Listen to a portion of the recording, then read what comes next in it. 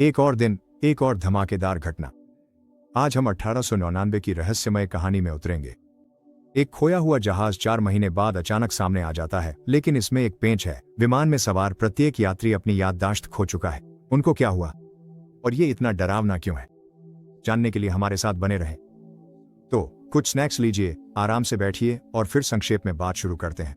Episode 1 की शुरुआत मोरा फ्रैंकलिन के करबेरोस नामक जहाज के कमरा 111 में जागने से होती है। इससे पहले हम उसे अस्पताल में अपने भाई के बारे में बेचैनी से पूछते हुए देखते हैं। वह अंधेरे परिदृश्य में एक बड़ा काला पिरामिड भी देखती है। जब वह जहाज पर उठती है तो उसकी कलाइयों पर गहरे चोट के निशान होते हैं, जैसे कि उसे पहले बांधा गया था। उसके पास हेनरी को संबोधित एक महत्वपूर्ण पत्र है, जिसमें एक लापता जहाज के बारे में एक समाचार पत्र का लेख है। वह अपने आप से कहती रहती है कि वह पागल नहीं है। जहाज पर अमेरिका जाने वाले कई यात्री सवार हैं। ओलुक है, जो डेक के नीचे बंकर में कोयला खोदने का काम करता है। लुसियन और क्लेमेंस नामक एक फ्रांसीसी जोड़े ने हाल ही में विवाह किया है। 2 स्पेनिश भाई, जिनका नाम रामेरो है, जो एक पुजारी है, और एंजेल, तथा एक महिला जिसका नाम लिंग यी है, जो एक गीशा होने का दावा करती है। लिंग यी कैंटोनीज बोलते हैं, जो एक गीशा के लिए अजीब है, और अपने साथी जुगजे के साथ यात्रा करती है।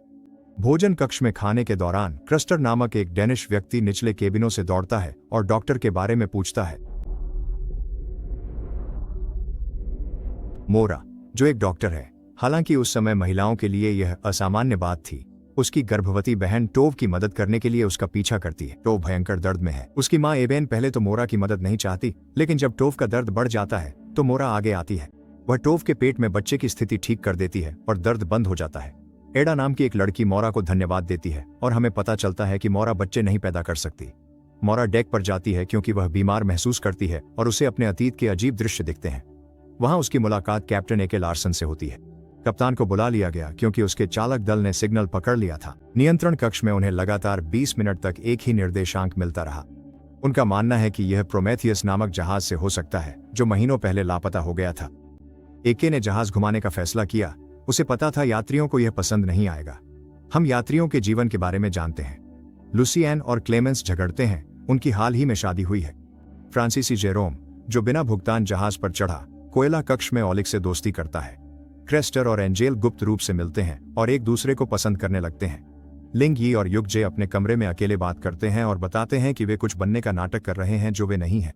मोरा फिर से अपने पत्र को देखती है। लिफाफे के पीछे लिखा है कि जो खो गया है वह मिल जाएगा। वह एके को अपने परिवार की तस्वीर देखते हुए पाती है। जब वह सिग्नल के बारे में पूछती है तो वह कहता है कि उसे यकीन नहीं है कि यह वास्तव में प्रोमेथियस से है, या इतने लंबे समय के बाद भी कोई जीवित हो सकता है। फिर हमें पता चलता है कि आंखे को भी मोरा की तरह ही एक रहस्यमयी पत्र मिला है। चालक दल को दूरी पर एक जहाज दिखाई देता है। आंखे ने ओलेक, जराम, मोरा और रामेरो को अपने साथ जांच के लिए जाने के लिए चुना।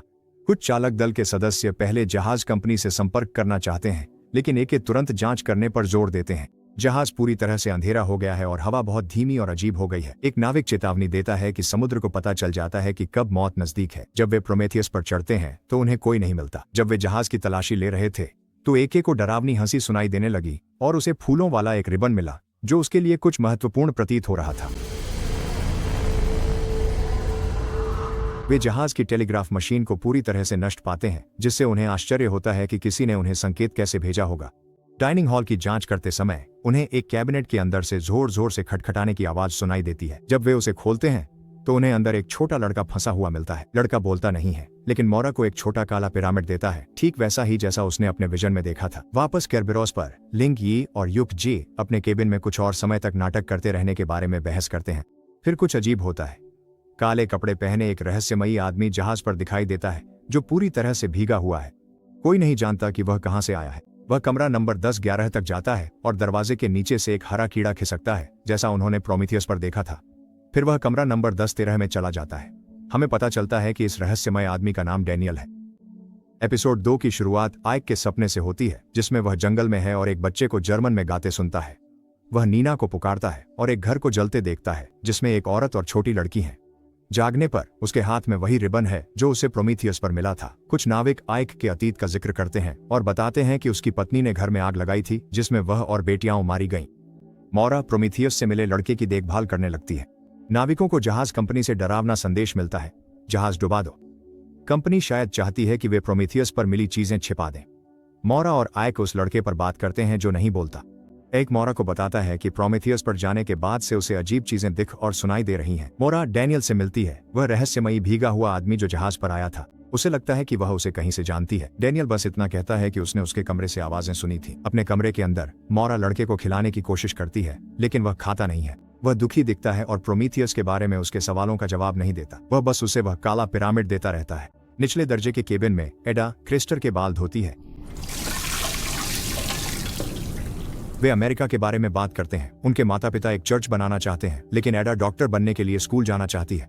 क्रेस्टर फिर से एंजल से मिलता है, भले ही वे एक दूसरे की भाषा नहीं बोल सकते। एंजल क्रेस्टर को एक चांदी का कॉम्पैक्ट केस देता है, तो वे ये देख लेती है और बाद में वह तोहफा ले लेती है और क्रेस्टर को चेतावनी देती है कि अमीर लोग मुफ्त में कुछ नहीं देते। यात्री उस लड़के और प्रोमेथियस को लेकर चिंतित हो जाते हैं। यह एक हाल ही में हुई जहाजों की बिक्री में कुछ भी अजीब होने के बारे में पूछता है। लूसियन लिंग यी से जापान और प्रोमेथियस के बारे में बात करने की कोशिश करता है, लेकिन वर्जीनिया विल्सन नाम की एक औरत उन्हें रोक देती है। वर्जीनिया लूसियन को अकेले में बताती है कि उसकी शादी नाखुश लग रही है और ध्यान भटकाने के लिए लिंग यी का सुझाव देती है। जेरोम चुपके से लूसियन के कमरे में जाता है और एक मिलिट्री मेडल छोड़ता है। बाद में वह क्लेमॉस से बात करता है, लेकिन बिना टिकट यात्रा करने पर क्रू द्वारा पकड़ा जाता है। एक को गाने की आवाज सुनाई देती है, वह उसका पीछा करता है। वह विजन में पाता है जहां उसका मृत परिवार आग के पास बैठा है। बेटी नीना कहती है कि मां के सपने लौट आए हैं। एक जागता है तो वह फर्श के नीचे छिपे कमरे में होता है जहां एक और कीड़ा है। फर्श पर एक त्रिकोण बना हुआ है। मोरा को लड़के की गर्दन पर एक त्रिकोण का टैटू मिलता है। जब वह उसे देखती है तो लड़का उसका हाथ पकड़ लेता है और शिष्य का इशारा करता है। एक अंदर आता है और प्रोमीथियस के बारे में जवाब मांगता है, लेकिन लड़का चुप रहता है। हॉल में आइक मोरा को बताता है कि उसने अपने मृत परिवार को देखा। इससे पहले एक ने ओलेग को चुपके से उनके कोयले की सप्लाई की जांच करने के लिए कहा था। ओलेग बताता है कि वे आधे भरे हैं, लेकिन आइक दरवाजा बंद कर देता है। मोरा लड़के को अपने लापता भाई के बारे में बताती है। उसे लगता है कि वह प्रोमेथियस पर था और अब मर चुका है। वह खत दिखाती है जिस पर लड़के के टैटू जैसा त्रिकोण है, जो उसे लगता है कि उसके भाई ने भेजा था। अपने कमरे में एंजल और रमीरो अपने राज खोलते हैं। वे असल में भाई नहीं हैं और रमीरो असली पादरी नहीं है। वह असल में एक पुर्तगाली नौकर है जो स्पेनिश होने का नाटक कर रहा है। वे किस करना शुरू करते हैं और हम देखते हैं कि एंजल की पीठ पर बहुत सारे खरोंच और निशान हैं। डैनियल फर्श पर एक कीड़ा रखता है जहां कालीन पर त्रिकोण के निशान बने हुए हैं। एडा उस कीड़े का पीछा करती है जब तक कि वह डैनियल को नहीं ढूंढ लेती, जो उसे उठाकर कहता है, मुझे बहुत अफसोस है। डाइनिंग रूम में एक घोषणा करता है कि वे प्रोमीथियस के साथ यूरोप वापस जा रहे हैं क्योंकि उनके पास उसे अमेरिका तक ले जाने के लिए पर्याप्त कोयला नहीं है। यात्री बहुत नाराज हो जाते हैं, खासकर लूसियन। मोरा वापस जाने को लेकर एक से बहस करती है। एक उसे अपना रहस्यमयी खत दिखाता है और उसके परिवार और प्रोमीथियस से उसके संबंध के बारे में पूछता है। मोरा के पास भी वही खत है, लेकिन वह उसे बताती नहीं है। वह वापस मुड़ने के बारे में उसका मन बदलने की कोशिश करती है, लेकिन वह मना कर देता है। क्रू के सदस्य शायद खुद ही प्रोमीथियस को डुबाने के बारे में बात करते हैं। फ्रांस नाम का एक नाविक आइक को एक नया टेलीग्राम दिखाता है जो सिर्फ त्रिकोण के चिन्हों से भरा है। एक डेक पर जाता है और लोगों को एडा के चारों ओर इकट्ठा पाता है जो मर चुकी है। डैनियल के कमरे में हम देखते हैं कि उसके पास मोरा की तस्वीर है, जिससे पता चलता है कि वह उसे जानता है। एपिसोड एक ऐसे सीन पर खत्म होता है जिसमें कोई सभी किरदारों को टीवी स्क्रीन पर देख रहा है, लेकिन हम नहीं देख पाते कि वह कौन है। एपिसोड 3 की शुरुआत लिंगी के बुरे सपने से होती है जिसमें वह एक संदूक में फंसी है जो समुद्र में डूब रहा है। वह मोरा की आवाज से जागती है और अपने गीशा वाले कपड़े पहनती है। वह अपनी माँ और वर्जीनिया से मिलने के लिए डाइनिंग एरिया में जाती है। वर्जीनिया लिंग यी से नाश्ते के बाद अपने कमरे में आने के लिए कहती है, जबकि लिंग यी और युग जी एक दूसरे को चिंता भरी नजरों से देखते हैं। क्रेस्टर एडा को ढूंढने के लिए मुख्य डेक का गेट खोलने की कोशिश करता है। मेडिकल एरिया में एक डॉक्टर, मोरा, एक और 2 क्रू सदस्य एडा के शरीर की जांच करते हैं, लेकिन यह पता नहीं लगा पाते कि उसकी मौत कैसे हुई। डॉक्टर को लगता है कि यह प्राकृतिक मौत है, शायद स्ट्रोक या दिल का दौरा।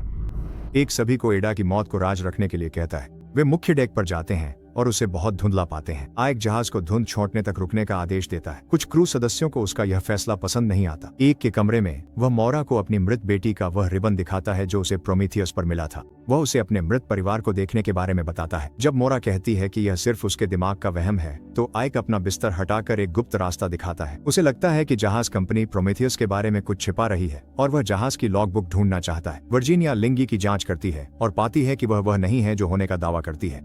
उसे पता चलता है कि लिंग यी ने किसी और लड़की की जगह ली है, लेकिन वह लिंग यी को अपने काम के लिए इस्तेमाल करना चाहती है। आइक और मोरा प्रोमीथियस पर लौटते हैं। मोरा के कमरे में लड़का पिरामिड लेकर बिस्तर के नीचे छुपता है। लिंग यी मां से बहस करती है और संदूक में छिप जाती है। उसे याद आता है कि उसने गलती से दोस्त को झड़ देकर मार दिया। उसका इरादा अपनी दोस्त को सुलाने का था ताकि वह जहाज पर उसकी जगह ले सके, लेकिन जहर बहुत तेज था। अपनी याद में वह खुद को अपनी दोस्त की जगह एक संदूक में समुद्र में फेंके जाते हुए देखती है। ओलेक उसे ढूंढता है और संदूक से बाहर निकालता है। फ्रांज टोवे को आडा की मौत बताता है और शव दिखाता है। टोवे आडा को तीसरे दर्जे के एरिया में लाती है। क्रेस्टर और आंजल एक अंतरंग पल बिताते हैं। प्रोमेथियस पर एक और मोरा लॉगबुक की तलाश करते हैं और उन्हें एक अजीब टाइल वाला शाफ्ट मिलता है। कर्बिरोस पर वापस डेनियल लड़के से कुछ ढूंढने के बारे में बात करता है, लेकिन ये नहीं बताता कि क्या। हम लिंग यी की अपनी दोस्त को झड़ देने वाली याद के और हिस्से देखते हैं। उसका इरादा उसे मारने का नहीं था, वह तो बस उसे सुलाना चाहती थी ताकि वह जहाज पर उसकी जगह ले सके। प्रोमेथियस पर आयक और मोरा को मशीनें मिलती हैं जो भाप दबाव और जला कोयला मापती हैं। मोरा को लगता है किसी ने इनका इस्तेमाल यात्रियों को मारने के लिए किया। आयक को यात्री सूची मिलती है जिसमें मोरा का नाम है, लेकिन वह छिपा लेता है। लिंगी कॉल गर्ल बनने को मानती है और लूसियन से मिलती है। उनकी बातचीत के दौरान लूसियन को दौरा पड़ जाता है। क्रू के और सदस्य मृत पाए जाते हैं जो एडा की तरह ही मरे थे। एक के फैसलों से नाराज हो जाता है और बगावत शुरू कर देता है। हमें पता चलता है कि जहाज पर चढ़ने से पहले रमीरो ने आंजल के कहने पर किसी को मारकर पादरी के कपड़े ले लिए थे। डेनियल मोरा से कहता है कि उसने किसी को खो दिया है, पर नहीं बताता किसे। फ्रांस और कई नाराज यात्री एक को ढूंढते हुए उनके पास से गुजरते हैं। डेनियल मोरा को चेतावनी देता है कि वह खुद को अपने केबिन में बंद कर ले। रामीरो एक को फ्रांस की योजनाओं के बारे में बताने की कोशिश करता है, लेकिन फ्रांस उन दोनों को पकड़ लेता है। एपिसोड के अंत में डेनियल एक रिमोट कंट्रोल से प्रोमेथियस पर स्टीम प्रेशर मशीन चालू कर देता है। जब वो ऐसा करता है, कर्बेरोस हवा में गायब हो जाता है। एपिसोड 4 जेरोम और लूशियन के रेगिस्तान में एक फ्लैशबैक से शुरू होता है। हमें पता चलता है कि वे सेना में साथ थे और उनका मिशन बुरी तरह नाकाम हुआ था, जिसमें उनकी यूनिट के सभी लोग मारे गए। गर्म रेगिस्तान में लूसियन जिंदा रहने की योजना बनाता है। वह मरे हुए लेफ्टिनेंट के कपड़े और पहचान लेने का सुझाव देता है ताकि वह वहीं दिख सके। जेरोम दिखाएगा कि वह बहादुर सैनिक है जिसने उसे बचाया। जब जेरोम कहता है कि वह झूठ का हिस्सा नहीं बनना चाहता, लूसियन पहले समझने का दिखावा करता है, लेकिन फिर अचानक बंदूक निकालकर जेरोम के सिर पर तान देता है। वर्तमान में जेरोम कमरे के फर्श पर लेटा जागता है। फ्रांस और दूसरे क्रू सदस्य अंदर आते हैं और जेरोम और ओलेग को एक भयानक काम में उनकी मदद करने का आदेश देते हैं, मुख्य डेक से लाशों को जहाज से फेंकना। उसी समय पूरे जहाज पर क्रू सदस्य यात्रियों को अपने केबिन में बंद रहने के लिए मजबूर कर रहे हैं। किसी को भी बाहर निकलने की इजाजत नहीं है। फ्रांस को एक चौंकाने वाली बात पता चलती है जब वह उनकी स्थिति की जांच करने जाता है। प्रोमेथियस अब उनके जहाज से बंधा नहीं है। वह देखता है कि सभी कंपास फिर से सामान्य काम कर रहे हैं और उसका जहाज अब पश्चिम की ओर जा रहा है, जैसा कि उसे जाना चाहिए था। तीसरे दर्जे के यात्री बैठक करते हैं और तय करते हैं कि रहस्यमयी लड़का ही जहाज पर हो रही इन अजीब चीजों का कारण है। वे नाराज और डरे हुए होते हैं और तय करते हैं कि उन्हें इस लड़के को ढूंढकर मारना होगा ताकि सब कुछ फिर से सामान्य हो जाए। जब यह हो रहा होता है, लूसियन और क्लेमेंस अपने कमरे में एक जरूरी बातचीत कर रहे होते हैं। लूसियन उसे पोटेशियम ब्रोमाइड नाम की दवा दिखाता है जो वह अपने दौरों के लिए लेता है। वह उसे एक बहुत दुखद बात बताता है। वह मर रहा है और उसे नहीं पता कि उसके पास जीने के लिए और कितना समय है। अपनी चीजों को देखते हुए उसे वह लेफ्टिनेंट का बैज मिलता है जो उसने कई साल पहले जेरोम को दिया था। इससे उसे एहसास होता है कि जेरोम जहाज पर कहीं होना चाहिए। नाराज तीसरे दर्जे के यात्री मोरा के कमरे में घुस जाते हैं। लड़के के लिए हर जगह तलाशी लेते हैं, लेकिन वे उसे ढूंढ नहीं पाते। उनके आखिरकार चले जाने के बाद मोरा को अपने बिस्तर के नीचे से अजीब खटखटाने की आवाजें सुनाई देती हैं। जब वह बिस्तर हटाती है तो उसे एक चौंकाने वाली चीज मिलती है, ठीक वैसा ही एक शाफ्ट जैसा उन्हें प्रोमेथियस पर मिला था। वह उसे खोलती है और लड़के को अंदर छिपा हुआ पाती है। जब यह हो रहा होता है, डेनियल जहाज की स्टीम प्रेशर मशीन के साथ कुछ गुप्त कर रहा है और जेरोम उन क्रू सदस्यों से भाग रहा है जो उसका पीछा कर रहे हैं। वह क्लेमेंस और लूसियन के कमरे में पहुंच जाता है और क्लेमेंस के साथ एक निजी बातचीत करता है। जब मोरा रहस्यमयी शाफ्ट के बारे में लड़के से जवाब पाने की कोशिश करती है तो वह हमेशा की तरह चुप रहता है। मोरा अपने दरवाजे का ताला तोड़ने की कोशिश करती है, लेकिन फिर कुछ अजीब होता है। लड़का अपनी जेब से एक हरा कीड़ा निकालता है और जादू की तरह दरवाजा खोलने के लिए उसका इस्तेमाल करता है। कैसे? तुमने ये कैसे किया? फिर क्लेमेंस, जेरोम और रमीरो भागने की योजना पर एक साथ काम करते हैं। वे लाइफ बोट ढूंढना चाहते हैं ताकि नाव चलाकर प्रोमेथियस लौट सकें। एक को लगता है कि वहां पहुंचकर वह टेलीग्राफ ठीक कर मदद बुला सकता है। मोरा और लड़का उन्हें तब ढूंढ लेते हैं जब वे लाइफ बोट समुद्र में उतार रहे होते हैं। ठीक जब उन्हें लगता है कि वे बच निकलेंगे, क्रेस्टर, फ्रांस और कई क्रू सदस्य उन्हें ढूंढ लेते हैं और लड़के को सौंपने की मांग करते हैं। लड़का खुद को सौंप देता है। ठीक उसी समय जब जेरोम लड़ने के लिए एक हथौड़े तक पहुंच रहा होता है, फ्रांस जेरोम के हाथ में गोली मार देता है, फिर लड़के को लेकर भाग जाता है। गोली लगने से जेरोम को पूरी कहानी याद आ जाती है कि कैसे लूसियन ने सालों पहले उसे धोखा दिया था। उसकी यादों में उस पर बंदूक तानने के बाद लूसियन ने उसे बेहोश कर दिया था और रेगिस्तान में अकेला छोड़ दिया था, जबकि लूसियन लेफ्टिनेंट होने का नाटक करते हुए फ्रांस लौट आया था। टोवे को अचानक एहसास होता है कि लड़के को जहाज से फेंकना गलत है और वह इसे रोकने की कोशिश करती है, लेकिन उसके मन बदलने के बावजूद जब मौरा का ग्रुप लड़के को बचाने की कोशिश करता है तो सबके बीच बड़ी लड़ाई छिड़ जाती है। इस अफरा तफरी में एबेन लड़के को जहाज से धक्का देकर समुद्र में गिरा देती है। जैसे ही मौरा का ग्रुप पीछे हटता है, लूसियन कुछ देखता है जिससे वह गुस्सा हो जाता है। जेरोम और क्लेमॉन्स एक दूसरे को पकड़े हुए हैं। वह जेरोम पर बंदूक तानता है और क्लेमॉन्स को अपने साथ कमरे में वापस जाने के लिए मजबूर करता है। जहाज के अंदर जब सब लोग लड़ाई से लगे अपने घावों और चोटों को साफ कर रहे होते हैं, एक मौरा से कहता है कि उसे उससे कुछ जरूरी पूछना है। वह जानना चाहता है कि उसका नाम प्रोमेथियस की यात्री सूची में क्यों था। इससे पहले कि वह उसे कोई जवाब दे पाती, उन्हें एक अलमारी के अंदर से अजीब आवाजें सुनाई देती हैं। अलमारी के दरवाजे अपने आप खुलते हैं और सबको चौंकाते हुए लड़का पिरामिड पकड़े बाहर आता है, पूरी तरह सूखा जैसे उसे समुद्र में फेंका ही नहीं गया था। एपिसोड का अंत होता है जब सब लोग अविश्वास से देखते हैं। लड़का सीधे मौरा के पास जाता है और उसे गले लगाता है। एपिसोड 5 की शुरुआत मौरा के एक फ्लैशबैक से होती है जिसमें उसे पागल खाने के गलियारे में घसीटा जा रहा है। वह वर्तमान में जागती है तो पाती है कि दूसरे यात्रियों ने लड़के को अलमारी में बंद कर दिया है, ठीक वैसे ही जैसे उन्होंने उसे पहली बार प्रोमेथियस पर पाया था। जब मौरा अलमारी तक पहुंचने की कोशिश करती है तो एक उसे रोकता है, यह जानने की मांग करता है कि उसका नाम प्रोमेथियस की यात्री सूची में क्यों था। नीचे जिन क्रू सदस्यों ने बगावत शुरू की थी वे जमीन पर पहुंचने पर गिरफ्तार होने की चिंता करते हैं, क्योंकि बगावत की सजा मौत है। आइबेन उनसे कहती है कि उन्हें हर उस व्यक्ति को मारना होगा जो उनकी मुखबिरी कर सकता है। इस बीच टोवे क्रेस्टर से कहती है कि उनकी माँ आइबेन असल में भगवान की आवाज नहीं सुन रही है, वह बस पागल हो रही है। जब टोवे पूछती है कि क्या क्रेस्टर को लड़के को मारने का बुरा लग रहा है तो वह उसे याद दिलाता है कि वह पहले भी किसी को मार चुकी है। टोव कहती है कि वह अलग था, शॉटगन उठाती है और कुछ करने जाती है जो उसे पहले करना चाहिए था। क्लेमॉन्स और लूसियन जेरोम के साथ जो हुआ उसके बाद अपनी शादी पर बहस करते हैं। लूसियन मानता है कि उसने सब झूठ बोला था और क्लेमॉन्स से कहता है कि वह उसे उन चीजों की याद दिलाती है जो उसके पास नहीं हो सकती। डाइनिंग हॉल में मौरा लड़के को आजाद करने के लिए अलमारी खोलने की कोशिश करती है। जब कोई उसे गोली मारने की कोशिश करता है तो डैनियल उसे बचाने के लिए कूद पड़ता है। अचानक समय जम जाता है और मौरा हवा में से गोली निकाल लेती है। वह और लड़का बच निकलते हैं जबकि बाकी सब जमे हुए हैं। जब समय फिर से शुरू होता है तो जहाज पर सायरन बजने लगते हैं। डैनियल आइक को बताता है कि 2 दिनों में उनका कोयला खत्म हो जाएगा और उन्हें इसे बचाना शुरू करना होगा। हमें जहाज को वापस अपने नियंत्रण में लेना होगा। सायरन बंद हो जाते हैं और उनकी जगह घड़ी जैसी टिक टिक की आवाज आने लगती है। कई यात्री एक तरह के सम्मोहन में आ जाते हैं और जहाज से कूदने के लिए डेक की ओर चलने लगते हैं। एक मौरा, टोव और जेरोम जैसे जरूरी किरदार सम्मोहन में नहीं आते, लेकिन लिंग ही की मां और क्रेस्टर जहाज से कूद जाते हैं। मौरा और लड़का उसके कमरे में छिप जाते हैं। लड़का लिखता है वे सुन रहे हैं और फुसफुसाता है कि मौरा को क्रिएटर से पूछने की जरूरत है। वह उसे उसके बिस्तर के नीचे एक गुप्त दरवाजे से ले जाता है जिसे खोलने के लिए वह हरे कीड़े का इस्तेमाल करता है। वे एक बहुत बड़े आलीशान घर में पहुंचते हैं। डैनियल उनका पीछा करता है और लड़के को ढूंढ लेता है जो कहता है कि मौरा को याद नहीं आया। वे इस बारे में बात करते हैं कि वे पहले कभी इतनी दूर नहीं पहुंचे और उम्मीद करते हैं कि इस बार शायद चीजें अलग हों। जहाज पर लोग टिक टिक की आवाज से खुद को बचाने की कोशिश करते हैं। जेरोम, लूसियन, क्लेमॉन्स और खुद को बांध लेता है।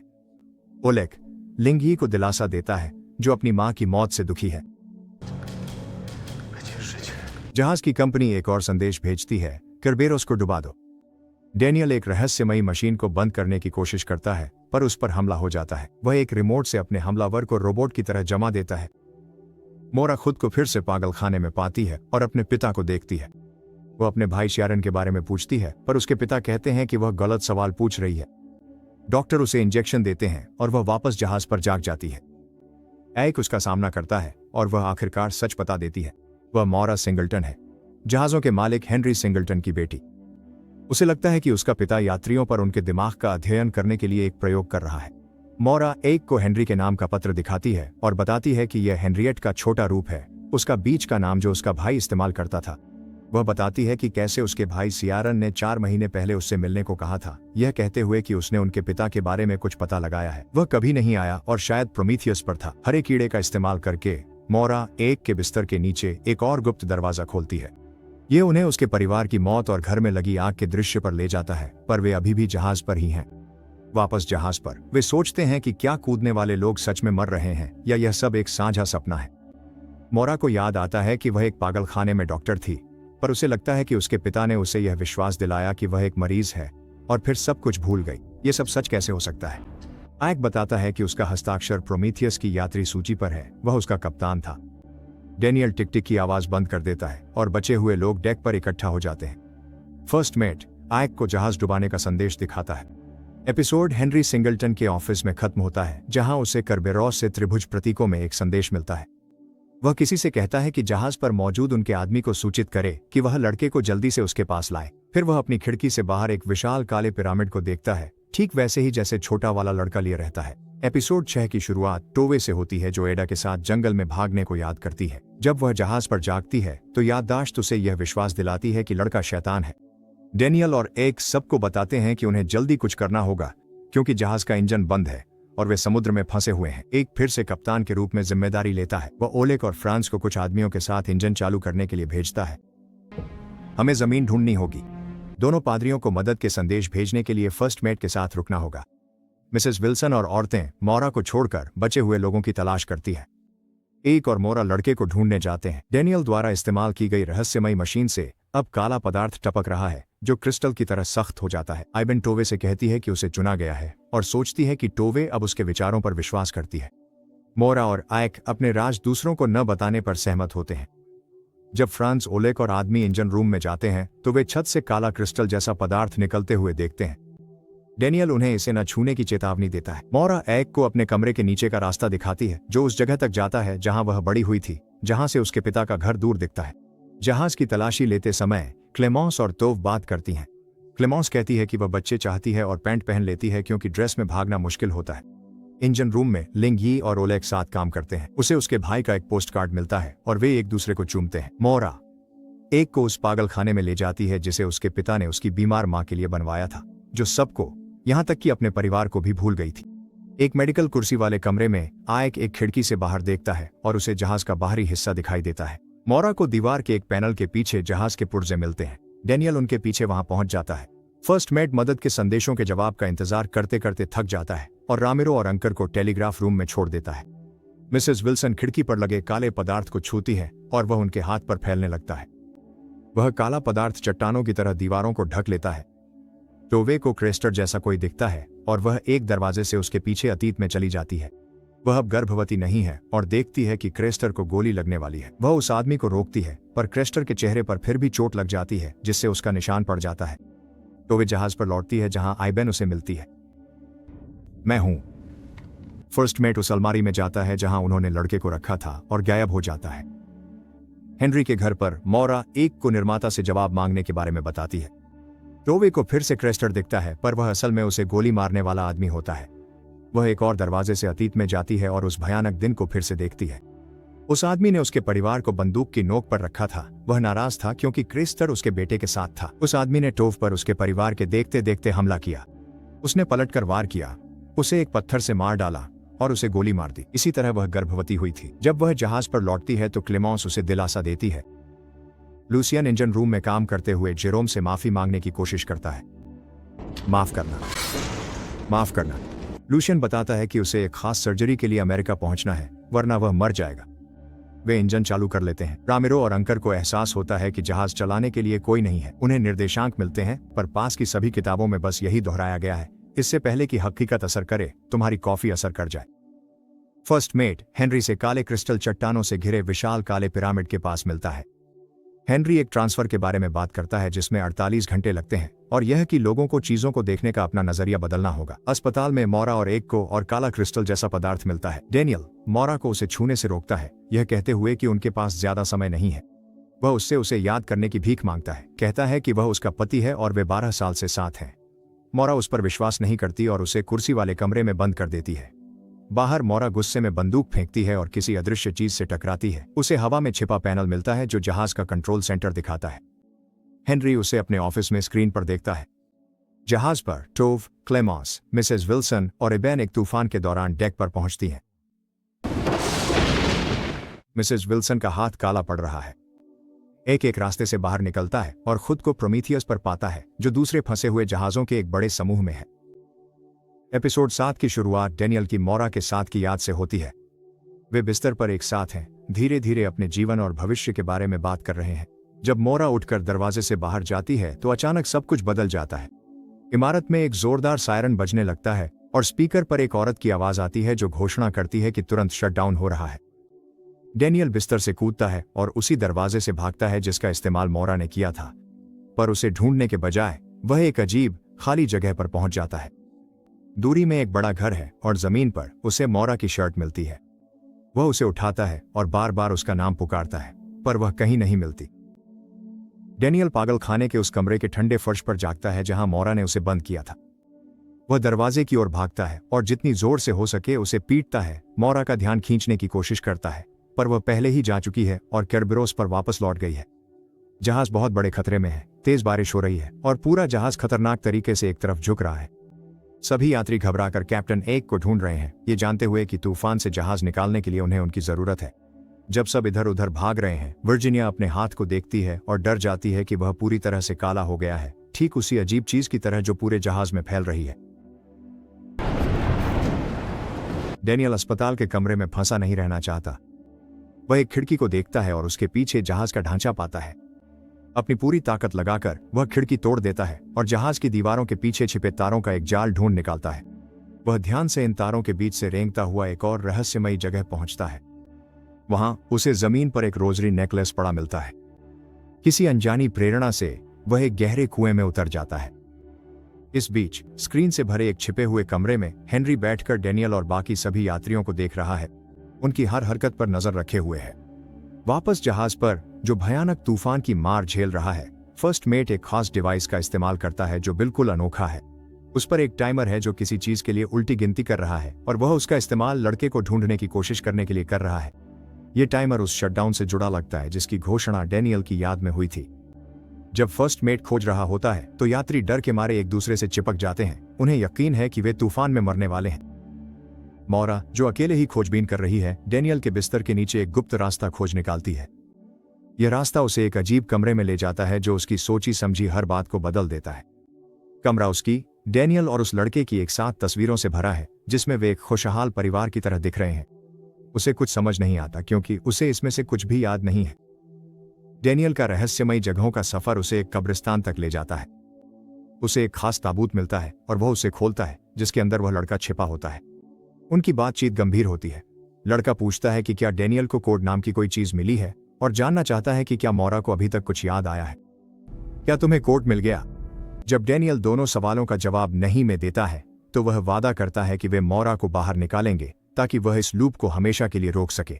इससे पहले कि डेनियल अपना मिशन जारी रखने के लिए निकले, लड़का उसे सोने की एक अंगूठी देता है जो बहुत जरूरी लगती है। केरबरोस पर फर्स्ट मेट आखिरकार पता लगा लेता है कि लड़का कहाँ है और अपने अजीब डिवाइस का इस्तेमाल करके हेनरी को एक संदेश भेजता है। डेनियल जहाज में तब तक भागता है जब तक उसे मोरा नहीं मिल जाती और उसे पूरी सच्चाई बता देता है। उनके आसपास सब कुछ नकली है, एक कंप्यूटर सिमुलेशन जिसमें वे फंसे हुए हैं। वह लड़का जिसका नाम एलियट है असल में उनका बेटा है। तुम भूल गई। वह उसे चेतावनी देता है कि उसे जल्द ही जागना होगा वरना उसका दिमाग हमेशा के लिए इस नकली दुनिया में फंस जाएगा। जहाज में एक जोरदार सायरन बजने लगता है, वही जो डेनियल की याद में था, यह चेतावनी देते हुए कि समय लगभग खत्म हो गया है। डेनियल बताता है कि उन्हें इस नकली दुनिया से बचने के लिए एक खास कोड ढूंढना होगा। सिर्फ मोरा जानती है कि वह क्या है, पर उसने जानबूझकर खुद को यह भुला दिया है। अपनी चीजों को देखते हुए उसे अपने सोने के नेकलेस के अंदर एक चाबी छिपी मिलती है। उन्हें यकीन नहीं है कि यही वह कोड है जिसकी उन्हें जरूरत है, पर वे बाद में इसका इस्तेमाल करने का फैसला करते हैं। वे एक साथ उस कमरे को ढूंढने के लिए दौड़ते हैं जहां फर्स्ट मेट का काउंटडाउन डिवाइस है। डेनियल उसमें कुछ टाइप करता है जिससे सब कुछ फिर से शुरू होने से पहले उन्हें थोड़ा और समय मिल जाता है, पर यह सिमुलेशन अलग होगा। वह मोरा को बताता है कि वे सब नकली दुनिया के एक लूप में फंसे हुए हैं जो ठीक 8 दिन तक चलता है और फिर से शुरू हो जाता है। समय खत्म हो रहा है। वे अपने बेटे एलियट को ढूंढने के लिए दौड़ पड़ते हैं। तूफान और भी बदतर हो जाता है और यात्री उनके चारों ओर मरने लगते हैं। ओलेक एक बड़ी लहर से समुद्र में बह जाता है। लूसियन को एक भयानक दौरे से मौत हो जाती है। इंजन रूम में एक भारी उपकरण अनहेल को कुचल देता है। फ्रंस, इबन और एंकर सब बढ़ते पानी में डूब जाते हैं। इस सारी अफरा तफरी के बीच फर्स्ट मेट एलियट को हेनरी के पास ले जाने में कामयाब हो जाता है। हेनरी की आवाज जहाज के स्पीकर से गूंजती है। वह मोरा से कहता है कि अगर वह एलियट को दोबारा देखना चाहती है तो चाबी उसके पास ले आए। डेनियल लड़के से मिली सोने की अंगूठी मोरा को देता है और वादा करता है कि वह तूफान में भागने से पहले सब कुछ ठीक कर देगा। टाइमर आखिरकार 0 पर पहुंच जाता है और शटडाउन शुरू हो जाता है। केरबरोस एक विशाल भंवर में खिंच जाता है और अचानक एक नई जगह पर प्रकट होता है। वही रहस्यमयी शिपयार्ड जहां एक प्रोमीथियस पर फंसा हुआ है। एपिसोड 1 के प्रोमीथियस पर खड़े होने के साथ खत्म होता है। वह अविश्वास से देख रहा है कि कर्बेरोस के बचे हुए यात्री उसके सामने प्रकट होते हैं।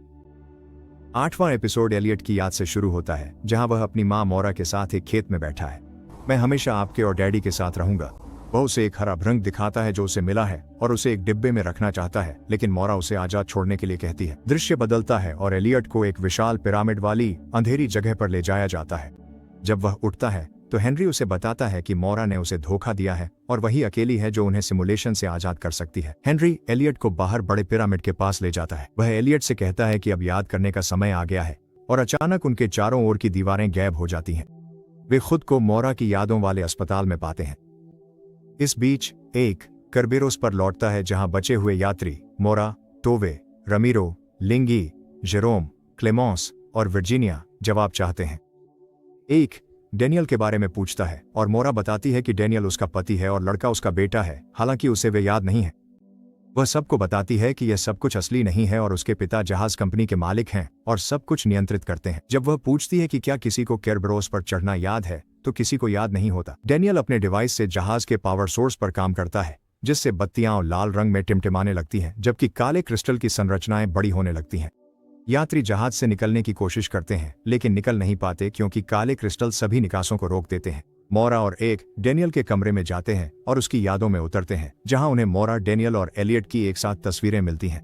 मैं इन्हें देखती हूँ और मुझे कुछ भी महसूस नहीं होता। मोरा को उन्हें देखकर कुछ भी महसूस नहीं होता। वह सोचती है कि सिमुलेशन शायद एक दिमाग की तरह काम करता है, जिसमें यादों के लिए अलग अलग जुड़े हुए हिस्से होते हैं। वे दीवारें तोड़ते हैं और टॉर्च की रोशनी में तारों वाले रास्ते ढूंढते हैं। अस्पताल में हेनरी एलियट को कुर्सी पर बिठाता है और उसे याददाश्त का एक इंजेक्शन देता है। एलियट एक दृश्य देखता है जहां मोरा उसे एक इंजेक्शन दे रही है, जबकि डेनियल कहता है कि वह उसे मरने से नहीं रोक सकती। मोरा कहती है कि यही एकमात्र तरीका है जिससे वे एक साथ रह सकते हैं। हेनरी बताता है कि मोरा और डेनियल ने एलियट को जिंदा रखने के लिए यह सिमुलेशन बनाया था और सिर्फ मोरा के पास ही बचने की चाबी है। कर्बेरोस पर बचे हुए यात्री अजीब चीजें देखने लगते हैं। वे दरवाजों से गुजरकर एक दूसरे की यादों में पहुंच जाते हैं। लिंगी ओलेग को ग्रीस में सना हुआ देखती है और एक दरवाजे से उसके पीछे चली जाती है। सब लोग वापस कर्बेरोस पर पहुंच जाते हैं और इंजन रूम से एनहेल के गाने की आवाज सुनते हैं। क्या तुमने ओलेग को देखा? फर्स्ट मेट हेनरी को बताता है कि डेनियल ने सिमुलेशन को हैक कर लिया है। हेनरी उसे मोरा से चाबी लाने का आदेश देता है। जब फर्स्ट मेट को अस्पताल में मोरा और एक मिलते हैं तो मोरा उसे चाबी दे देती है। वह अपने डिवाइस का इस्तेमाल करता है और एक को मार देता है। मोरा हेनरी से मिलती है और अपने भाई कीरन के बारे में पूछती है, लेकिन हेनरी उसे कुर्सी से बांध देता है और कहता है कि उसने यह सब अपने दर्द को ठीक करने के लिए बनाया है।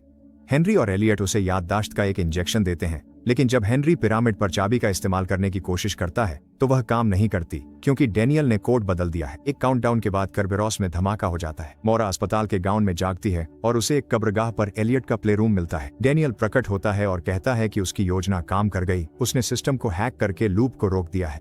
वह बताता है कि वे अपने पहले सिमुलेशन में हैं और मोरा के भाई कीरन ने सब कुछ अपने नियंत्रण में ले लिया था, जिससे लूप शुरू हो गया। डेनियल मोरा को उसकी शादी की अंगूठी देता है ताकि वह उसे एक नए रंगीन पिरामिड की चाबी के तौर पर इस्तेमाल कर सके। वह कहता है कि जब वह असलियत में लौटेगी तो वह हमेशा उसके साथ रहेगा। मोरा साल 2099 में प्रोमीथियस नाम के एक स्पेसशिप पर जागती है। वह कर्बेरोस के दूसरे यात्रियों को दीवारों से बंधा हुआ देखती है जिनके सिर पर डिवाइस लगे हैं। इसी तरह वे सिमुलेशन में दाखिल होते हैं। जब वह कंप्यूटर देखती है तो उसे कीरन का एक मैसेज मिलता है जिसमें लिखा होता है, असलियत में तुम्हारा स्वागत है। देखने के लिए शुक्रिया। मेरे दूसरे रिकैप्स देखें और कमेंट्स में बताएं कि आप अगली कौन सी सीरीज चाहते हैं। लाइक और सब्सक्राइब करना न भूलें। मिलते हैं अगले वीडियो में।